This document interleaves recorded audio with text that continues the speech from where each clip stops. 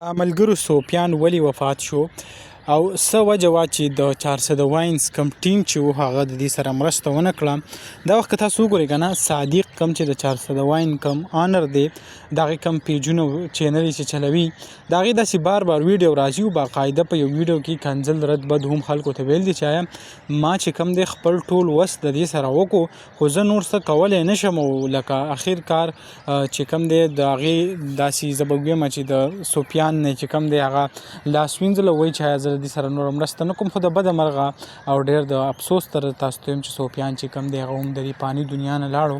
لکه هسې سړی سوچ وکړي که نه چې دونه یو ټیم ورک کې تا سره